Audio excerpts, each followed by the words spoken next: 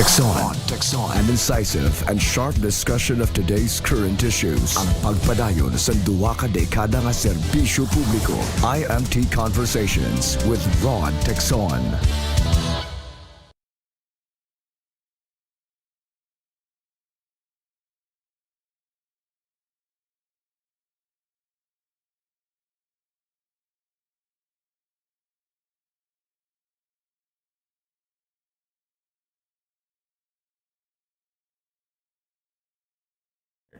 Of Bantala UPV Media Excellence Awards, Dr. Zoilo Andrada. Dr. Andrada, maying hapon, sir.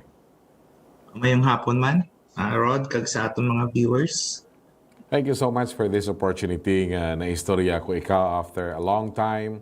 Sa aton niya mga viewers, just to let you know that the young Zoilo Andrada was my professor in UP. Well, still young, kay parehas kami nga duwa, wala buhok, so ay pagtubo mo buhok. Still young, no? Anyway, after a while, ang University of the Philippines Visayas naghatag sang ligwa agud matagaan sang recognition ang pila ka mga tawo, no? Sa field sang media, industriya sang the media industry. Ano bala ang tinutuyo kag mayor nga kausa sa pagdihon sang sining Bantala UPV Media Excellence Awards? And first and foremost siguro at least naton sabton ina, why Bantala? Okay, so actually this major project of the University of the Philippines Visayas started with just a very simple conversation between me and Chancellor, the current Chancellor, Dr. Clement C. Camposano.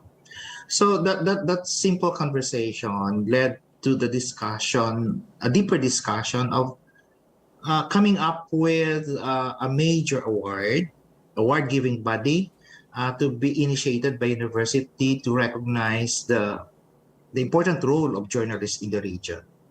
So, on my part, as the project project development assistant for mass media and communication of the Office of the Chancellor, I thought of a word, an iniligayan word, Bantala.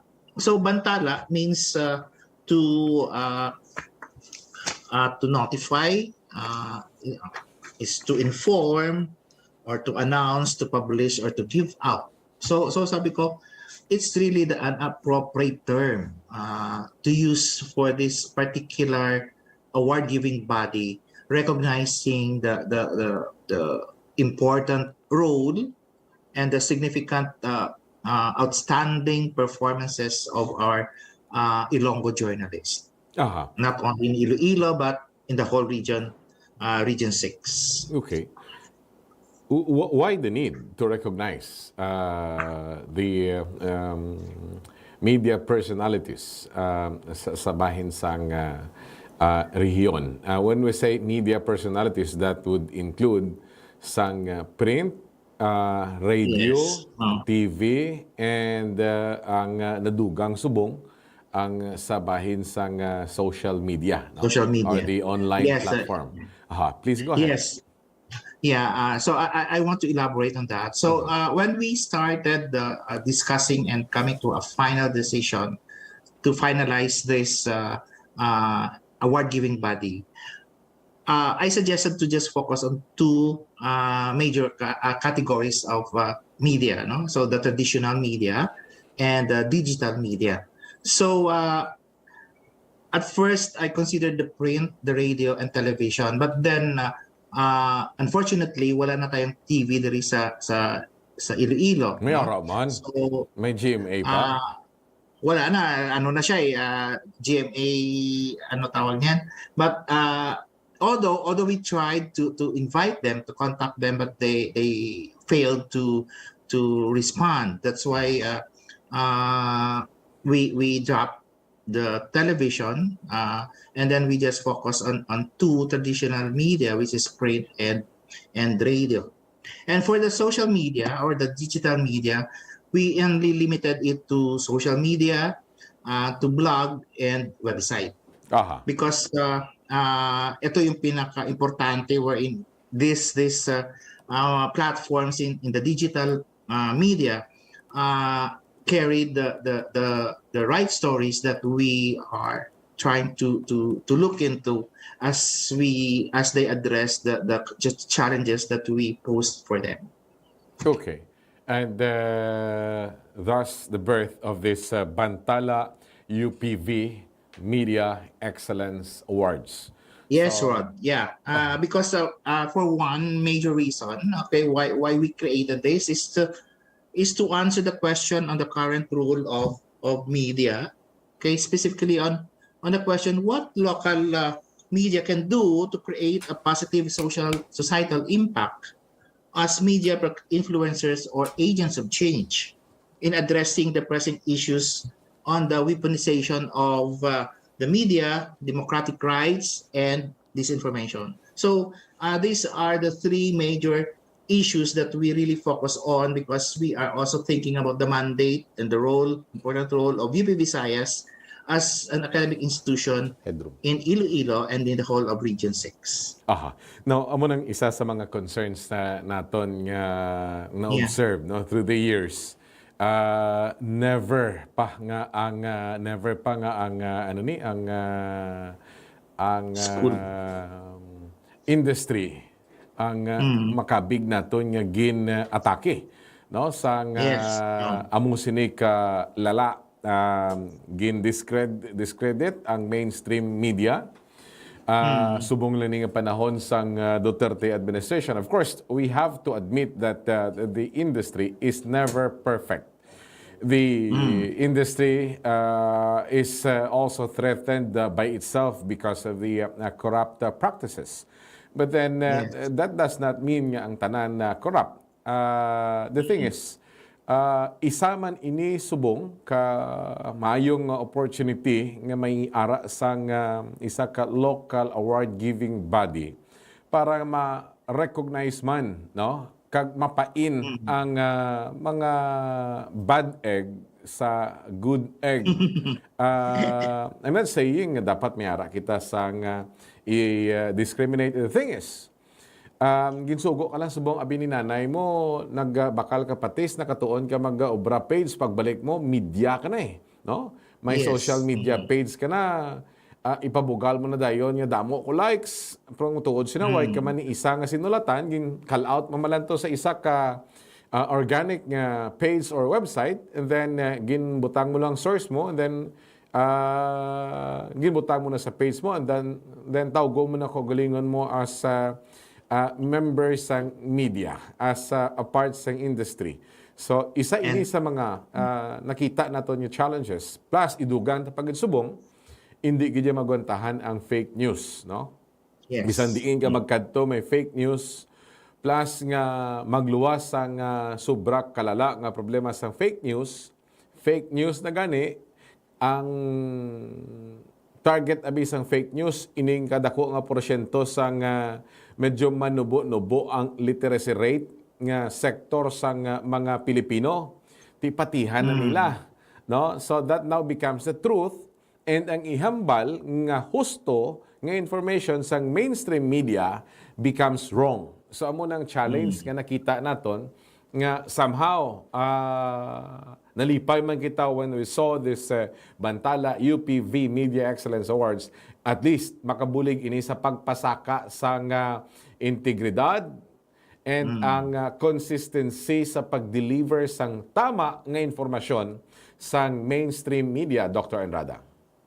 Yes, I agree with that. And then I just want to emphasize that another reason why nag-create kami sa Bantala is we would like to really evaluate the covering, the writing, and the reporting, and even the publishing of news stories in different media platforms. No, so we closely look into how these stories came about, written by local journalists and media practitioners that are beneficial and with great impact to the lives of every Ilonggo.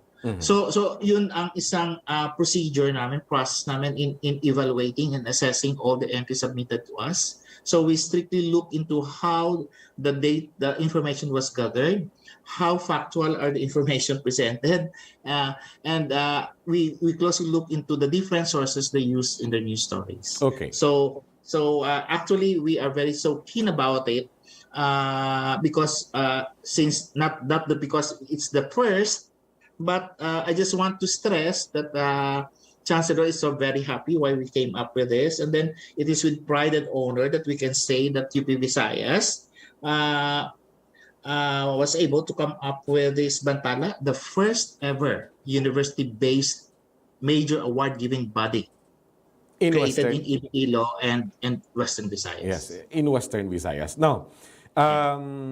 ano ang naging proseso sini? Ang isa ka journalist or ang isa ka practitioner masubmit sang iya obra maestra and then you evaluate? Or without knowing it, the award giving body is making a research kung ano ang manami? Kag sino ang nagakadapat? Yeah, actually we call on for nominations.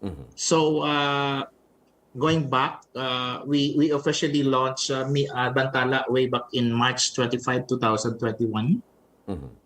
And then I conducted a media briefing among journalists in the region on October 26 last year. And then I started calling in for nominations and submission of entries starting October 28 until December 15 in 2021. So with that period of nomination and submission, Bantala was able to receive 45 entries for the different categories. But before that, I also made a road show for in the whole region. I went to every province with the help of the Philippine Information Agency Region 6. I was able to gather all the media practitioners and journalists in every province in the region. Aha.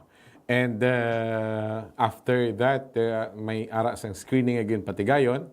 So, Yes, after we got all the entries, I have 3 screeners. Okay, that's the first level of deliberation of the entries, and then after the screeners, okay, they were able to come up with their top 3 nominees or finalists for every subcategory, and then these finalists were subjected to final judging. aha. All right. And can we enumerate now those 12 awardees, 10 major awardees, and the 2 recipient of the special awards? Okay, I'm sorry, Rod, I cannot memorize the names, but then maybe the awards. I wasn't able to get a copy of the winners. Siguro daw may Anyway, ari ako sang kopya. yeah. For the purpose nga ano ni matagaan naton sang emphasis ini pila ka mga pangalan. Yeah. Let me take a look at it dahil lang gida. Okay, so anyway, I just want to highlight yung special award. Yes. Bantala was able to grant a posthumous recognition to Jose Jaime Nonoy Espina. Aha. Okay, the late Nonoy Espina. He's also an alumnus of UP Visayas, and actually he was my classmate. No, he's also a Broadcom graduate, and then he was the editor of Pabutlak during our time. And then because of this recognition we gave him, it is also very important also to give due recognition to an Ilonggo journalist who really embodies what Nonoy Espina had been doing, had been performing, had been advocating in the past 30 years for as a journalist. So we awarded the Nonoy Espina Journalism Award to Nestor Burgos Jr. of PDI Iloilo. Yeah, we have here Maria Sigredlo, blogger, for her reporting of in-depth report of the year for blog, in-depth Yes. report of the year for social media, and Yeah, you have mentioned Nestor Burgos, the Philippine Daily Inquirer, for his story on grieving never stops for kin of EJK victims. And Yes, his story says Paul problem, house Boracay, land rose, stalling rehab of Boracay forest, and pitfalls remain on Boracay road to sustainable tourism. For radio, we have had the senior announcer Elena Pabiona and Ronji Hamolo of Radio Pilipinas. For Balita Issue kay iban pa and the reporting. The in-depth report of the Year Award for Radio, Sana All, VAUC, free. No? Ang iban pa nga mga recipients, sanday Rick Lars, Vladimir Albay for Story of the Year. Si June Aguirre, Story of the Year Award for website. Ted yeah, he's Aldwin Ong, freelance blogger. Story of the Year for social media. And nangin kabahin sang nagtambong diri amo sanday Maria Reza, no? And Yes. ang British ambassador to the Philippines si Lori Bufils. Sa Bufils, no? So amo ini ka big time ang unang Bantala UPV Media Excellence Awards. I hope Dr. Andrada nga magapadayon ini sa pag-recognize sang trabaho sang ara sa industriya sang ikaapat nga estado, no? Para nga mabuligan naton nga mapabakod ang pagpakigbato sang tanan kontra sa number 1 fake news, number 2 sa corrupted medium itself, no? Yes. And of course number 3 sa paghatag, pag-inspire agad nga mag-obra sang husto ang aton nga mga media practitioners to promote sang ginatawag naton nga responsible dissemination of information, Dr. Andrada. Yes, and I'd like to add, Rod, we also would like to emphasize the role of the university. No? As a university, we need to promote also the freedom of expression. We foster healthy discourse and value quality and truthful academic research. And in line with this, we greatly and deeply value the collaboration between the media and the academe in the fight against disinformation and protection of democracy. Actually, this is the pinaka nga aspect why we really came up with this Pantala, because we also stress the important role of the academe, the partnership of the academe and the media industry in the protection against our democracy and fighting against disinformation. So it's more on the protection of democracy and fight against disinformation. With this note, Yes. Dr. Zoilo Andrada, congratulations, and the whole UPV community. Madamong salamat sa tiyempo ang ginatag mo sa aton. Kay salamat man, Rod. Salamat Iloilo Metropolitan Times. Ngayong hapon. Ang amay sang gindihon nga Bantala UPV Media Excellence Awards. Yes, indeed. Hindi natin matago that democracy is under attack in so many fronts, especially sa wala untat nga disinformation campaign, wala untat nga pagliso sang kamatuoran and the fake stories, no? And this is very troubling because wala nagliwat ang literacy rate naton. Tamaan kanumo ang literacy rate. So what does it mean? It means nga damo mango nga pwede intuon. Now tikon may intuan na gani, amo gina perming problema para sa ila, amo na ina ang kamatuoran. And the mainstream media becomes a target. Gina-atake na nila, kay nga ako no wala gina-report ang amuni, nga amula ning gina-report, nga kay side lang ni amuni ang ginbutang, nga asapiak ka side wala. And sila na lang ang magiging media ng taong bayan. That becomes the problem, no? That becomes the problem. Nabatian kong isa ka dati practitioner lamenting a certain issue, discussing a certain issue, and he said, Grabe, no? Pahambalon mo daw giniskwelahan niya, no? Nakaubra lang page, sabi mo kung sino na. And siya niya ang truth. Mayara gani isang isa ka page nga, nagdako lang ang gulpi ang iya likes, ang pinangawat sa articles, ang balasa nga kami na ang bago nga leader sa media industry. Timo ni, dapat mangin isa ini kadako nga alagyan ang Bantala UPV Media Excellence Awards sa pag-protect sang democracy and pag-away sang disinformation, and at the same time pag-promote naton sang responsible, no, spread of information. That would include, of course, ang pagbantay sa hindi manhusto nga nagakatabo sa media industry by itself. My name is Rhod Tecson, and this is IMT Conversations on IMT News. IMT Conversations with Rhod Tecson. An incisive and sharp discussion of today's current issues. Ang pagpadayon sa duwa ka dekada nga serbisyo publiko. IMT